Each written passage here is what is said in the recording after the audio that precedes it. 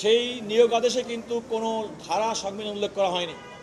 বরং আমি মনে করি যে এই যে অন্তর্বর্তীকালীন সরকার গঠিত হয়েছে, দীর্ঘ ফ্যাসিবাদ বিরোধী দীর্ঘ আন্দোলনের সমস্ত রাজনৈতিক দল এবং শক্তি এবং ছাত্র জনতার গণ আন্দোলনের মাধ্যমে জাতীয় ঐক্যমতের ভিত্তিতে এই সরকার প্রতিষ্ঠিত হয়েছে।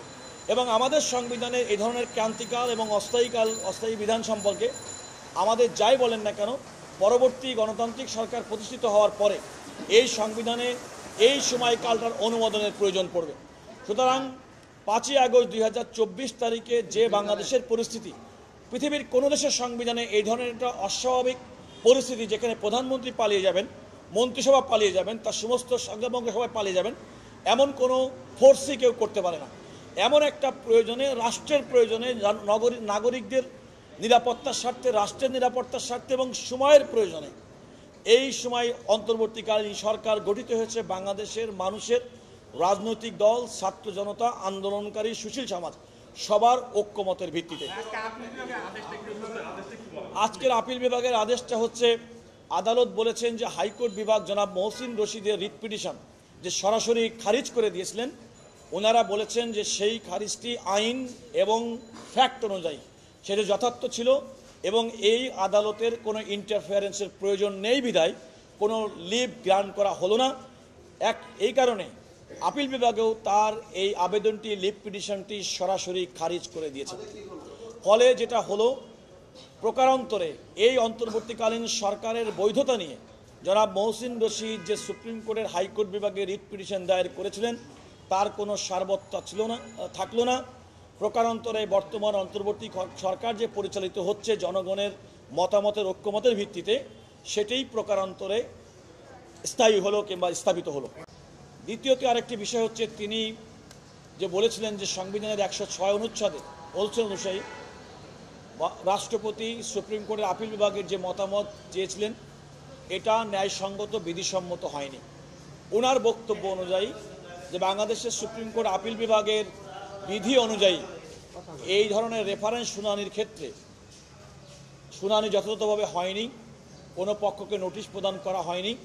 সেই ক্ষেত্রে আমরা এই রায়ের বিরুদ্ধে উনি যখন আবার সুপ্রিম কোর্টের আপিল বিভাগে গেছেন, আপনারা জানেন যে সেই আপিলের শুনানিকালে আমি Mohammad Ruhul Quddus Kajal, senior advocate Bangladesh supreme court, আমি সহ এখানে আরও তিনজন আইনজীবী, একজনের পক্ষে এবং বাকি তিনজন আমরা টোটাল আইনজীবী, যারা আমরা নিজেরাই আদালতকে বলেছি যে সাংবিধানিক প্রশ্নে আমরা আমাদের মতামত দিতে চাই, আমরা আমাদের যুক্তিতর্ক উপস্থাপন করতে চাই। আমরা যুক্তিতর্ক উপস্থাপন করে আদালতকে যে কথাটি বলেছি যে সংবিধানের 106 অনুচ্ছেদে রাষ্ট্রপতি সুপ্রিম কোর্টের আপিল বিভাগের মতামত গ্রহণ করে থাকেন। তিনি কি মতামত গ্রহণ করবেন এবং কোনটা করবেন কিংবা করবেন না, সম্পূর্ণভাবে সেটি রাষ্ট্রপতি এবং সুপ্রিম কোর্টের আপিল বিভাগের মধ্যকার বিষয়। এটা আপিল বিভাগের এই সিদ্ধান্ত, এই উপদেষ্টামূলক সিদ্ধান্ত কোনোভাবেই হাইকোর্টে চ্যালেঞ্জ করার কোনো সুযোগ নেই। এটা হচ্ছে আমাদের প্রথম কথা। দ্বিতীয়ত হচ্ছে, আমি এই সুপ্রিম কোর্টের আপিল বিভাগের শুনানিকালে দেখেছি যে 5ই আগস্ট তৎকালীন প্রধানমন্ত্রী এবং তার মন্ত্রিসভা বাংলাদেশ থেকে পালিয়ে যাওয়ার পরে রাষ্ট্রপতি, তৎকালীন 3 বাহিনী প্রধান, বিএনপি সহ বড় রাজনৈতিক দল এবং বৈষম্য বিরোধী ছাত্র আন্দোলন সহ সুশীল সমাজের প্রতিনিধি, বর্তমান আইন উপদেষ্টা ডক্টর আসিফ নজরুল সহ সেখানে একটি অন্তর্বর্তীকালীন সরকার গঠন করার সিদ্ধান্ত হয়েছে এবং সেই সিদ্ধান্তের পরিপ্রেক্ষিতে অন্তর্বর্তীকালীন সরকার গঠিত হয়েছে। পরবর্তীতে বাংলাদেশে চিফ জাস্টিস নিয়োগ হয়েছে, পরবর্তীতে অন্যান্য সাংবিধানিক প্রতিষ্ঠানে নিয়োগ হয়েছে এবং রাষ্ট্র যে বর্তমানে পরিচালিত হচ্ছে সেটি পরিচালিত হচ্ছে একদম সাংবিধানিক প্রক্রিয়ার মধ্য দিয়ে। সেই রিট পিটিশনে ওনার মূল বক্তব্য ছিল 5ই আগস্ট 2024 বাংলাদেশের সাবেক প্রধানমন্ত্রী বাংলাদেশ থেকে পালিয়ে যাওয়া, মন্ত্রিসভা পালিয়ে যাওয়ার পরে সংবিধান ঠিকমতো কাজ করছিল না এবং তিনি আরেকটি প্রশ্ন তুলেছিলেন যে রাষ্ট্রপতি সংবিধানের 106 অনুচ্ছেদ মোতাবেক সুপ্রিম কোর্টের আপিল বিভাগে যে উপদেষ্টামূলক মতামত গ্রহণ করেছিলেন যে একটি অন্তর্বর্তীকালীন সরকার গঠন করবেন কিনা, তিনি এটারও বৈধতা উনি চ্যালেঞ্জ করেছিলেন। দ্বিতীয়ত, যেহেতু ওনার বক্তব্য মতে যেহেতু সংবিধান ঠিকমতো কাজ করছিল না, উনি একটা অন্তর্বর্তীকালীন সাংবিধানিক কাঠামো করার জন্য হাইকোর্ট ডিভিশনের সামনে উনি একটি নির্দেশনা চান।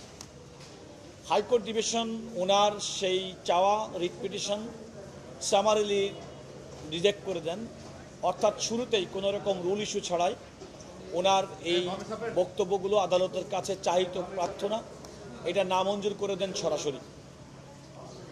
আদালত সুস্পষ্টভাবে, হাইকোর্ট ডিভিশন সুস্পষ্টভাবে বলেছিলেন যে তিনি একদিকে বলছেন যে আমাদের সংবিধান অকার্যকর হয়ে পড়েছে, আবার সেই একই সংবিধানের 102 অনুচ্ছেদ অনুযায়ী তিনি সুপ্রিম কোর্টের হাইকোর্ট বিভাগে রিট পিটিশন দায়ের করেছেন। অতএব তার এই আবেদনটি, রিট পিটিশনটি একেবারেই মিসকনসেপ্ট। কিন্তু সেটাকে আলটিমেটলি ভবিষ্যতের জন্য এই সরকারের মেয়াদকাল এবং কার্যক্রমকে র্যাটিফাই, অনুমোদন করতে হবে। পরবর্তী সরকার গঠিত হওয়ার পরে যে জাতীয় সংসদ গঠিত হবে সেই সংসদের মাধ্যমে এই অনুমোদনের প্রয়োজন হবে, একটা সাংবিধানিক ধারাবাহিকতা এবং সাংবিধানিক সামঞ্জস্যতা রক্ষা করার স্বার্থে। সুতরাং এখানে একটি আর্গুমেন্ট এসেছিল যে আমাদের সংবিধান কার্যকর কি কার্যকর না। সেক্ষেত্রে আমি আদালতকে বলেছি যে 5ই আগস্ট অর্থাৎ 2024 যেহেতু রাষ্ট্রপতি বাংলাদেশের সংবিধানের নির্বাহী বিভাগের অন্তর্ভুক্ত বিধানাবলী সম্পর্কিত, সুতরাং রাষ্ট্রপতি যেহেতু ছিল এবং সাংবিধানিক ধারাবাহিকতায় তিনি যেহেতু নিযুক্ত ছিলেন, সুতরাং তার নেতৃত্বে তার সভাপতিত্বে অনুষ্ঠিত এই সিদ্ধান্ত প্রকারান্তরে আমাদের এই সাংবিধানিক সরকারের যে যাত্রা সেটা সংবিধানের সঙ্গে সামঞ্জস্যপূর্ণ।